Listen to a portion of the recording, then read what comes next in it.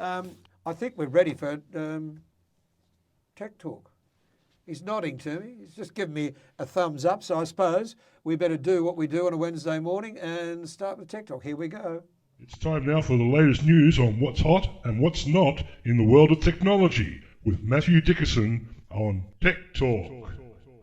Here on TCFM 88.9. Good morning, Matthew. How are you? Yeah, good morning, Richard. Very good, thank you. Always good to be here chatting about technology. Indeed it is. Oh, look, I really don't know where to start, but I am going to start with this one about Tony Abbott, the Prime Minister. I mean, that is an incredible story, posting his boarding pass. Now, I mean, what a silly thing to do. You've been Prime Minister of the country. Yes. You think you probably don't need to go, hey, look at me, I'm getting on a plane, I'm putting my boarding pass on Instagram. I'm travelling first class to London. Yay, yay, yay. So it just seems like a very much a teenage thing to do. So I was a bit surprised that he did it in the first place. But there was a hacker who was basically not trying to do things for reasons to try and attack Tony Abbott, but just to show how easy it is if you go and put some information online to get information. So from that boarding pass, he then went and accessed Tony's Qantas account. So it was a Qantas boarding pass. So he managed to access his Qantas club account. He managed to get his mobile phone number. He could have gone as far as stolen his identity if he wanted to. And it was really just a demonstration of that. So the lesson here is just be careful of what you put online. And there was a few stories around this. And one of the stories was one person said they just had a simple photo of themselves going out to dinner. COVID, some restrictions are being lifted, so you can go out to dinner again, fantastic. Here am I with a couple of friends, just a photo sitting there at the dinner table, and on the table was their credit card. Didn't think much of it, they had their credit card out, ready to pay, end of the meal, and their credit card. So they post that online. Next thing you know, their credit card has just been posted for anyone who wants to go and steal their credit card details, but more importantly, you can steal your identity from that. It doesn't take a lot to steal your identity. And you can get your credit card replaced, you can have someone steal your car, you can get your car replaced, but when your identity's stolen, and I've had a few clients where this has happened, to try and get your life back after your identity's been stolen, it's a pretty big deal because they do things like they get hold of your name, your driver's license number, your date of birth. Well, you can't change your date of birth. So it's not like you can go and easily change it like you can change your credit card number. So getting your identity stolen is a big deal. Yep, it is. And it can be very, very... I've got a friend who is still suffering from that, and she has been about 10 years now. Yeah. And trying to get anything out of a government department, she tried to get a partial pension. And that was extraordinarily difficult. And I know of another person who I think has had their identity stolen already, and they were trying to do exams online during COVID.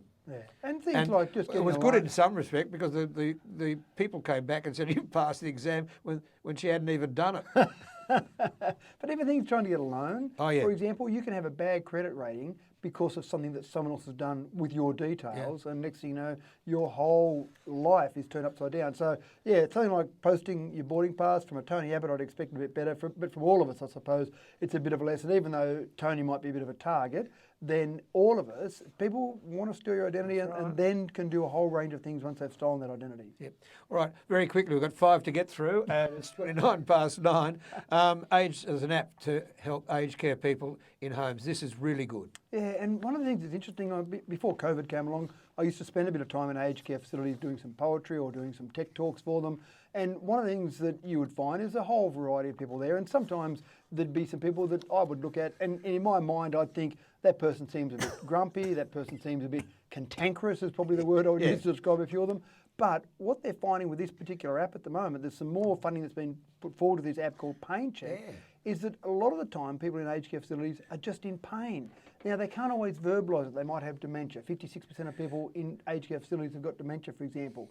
So they might have dementia. They may not be able to speak that well. They may not be able to verbalise it. Or sometimes when you get some of those very tough old men that might have been on the farm or did some manual labour all those years, they just kind of grin and bear it. Yeah. And this app actually uses some artificial intelligence, uses some of the great technology that is on a modern tablet in terms of the camera and the processing power. And what it does is it actually analyses the facial expressions that someone makes to work out the level of pain they might be in. And then by doing a whole range of tests, so they've had 16,000 people they've actually done this analysis on so far, they can work out those little tiny expressions that mean that this person's not cantankerous or grumpy or just mean and nasty. they're just in pain. And so how that pain comes out sometimes might be in unpleasantness, but they need to address the pain to be able to get that person to have a better quality of life. I think it's sensational. I really do. Yeah, it's one of those great things about a bit of better use, if you like, of artificial intelligence. Artificial intelligence sometimes gets a bad rap for the Matrix or Terminator, those sort of things, but this here is a great use of artificial intelligence by trying to work out what those facial expressions are meaning in the real world. Now, there is no lengths to which some people will go to advertise their product. And I think you know what I'm getting at with Estee Lauder. Tell us the story. This is ridiculous. Well, NASA is actually saying we need to have some sort of commercial arm to what we do. To pay for things, so they're going to go for ads. To pay for things. So they're allowing commercial products to be filmed on the International Space Station. And the latest product that's been sent up there to be filmed is from, you're quite right, from some skincare products from a brand name. I try not to use too many brand names, but yeah, Estee Lauder has got some skincare products up on the space station. The astronauts are allowed to be used or actually used in the process. They can't be filmed in terms of any ads or any commercials. So you can't actually see the astronauts. That goes against NASA's policy, but they can have the actual products up there.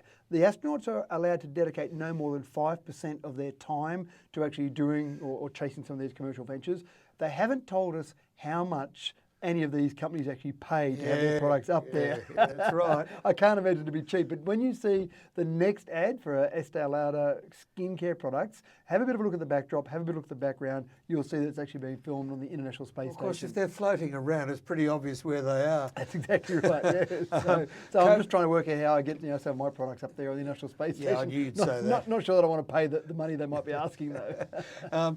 COVID-19, if we do get a vaccine, it mightn't be a jab. It might be a jab. People are so scared of needles. Some people, I've actually been talking to some people about the potential of a vaccine, and some people have said to me they're not going to get it, and immediately I think they might be anti-vaxxers, but no, they're just scared of needles. And so that's a major drama for people. So there's a couple of things being developed which are quite interesting. One of them is an air injection. So rather than a jab of a needle and then a vaccine going in, they're actually using an air injection, and there's a couple of things with it. One, it takes away that fear of a needle. It's not as painful. There's still a little bit of pain associated with it because it's actually a blast of air to inject the actual vaccine.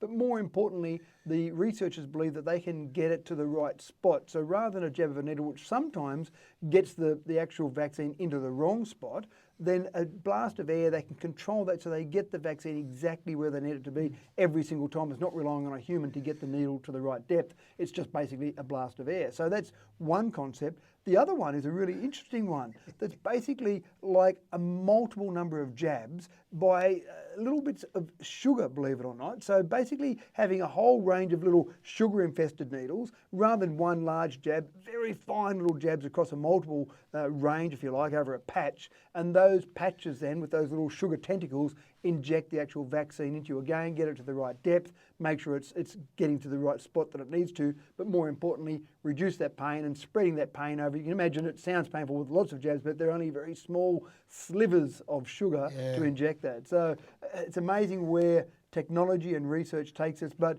the vaccine's being worked on, but you hadn't really thought that maybe we need to work out ways of injecting it in a better way, but that's what the research is working on at the moment. Nothing like the old antibiotic injection in the bottom. That used to lift you.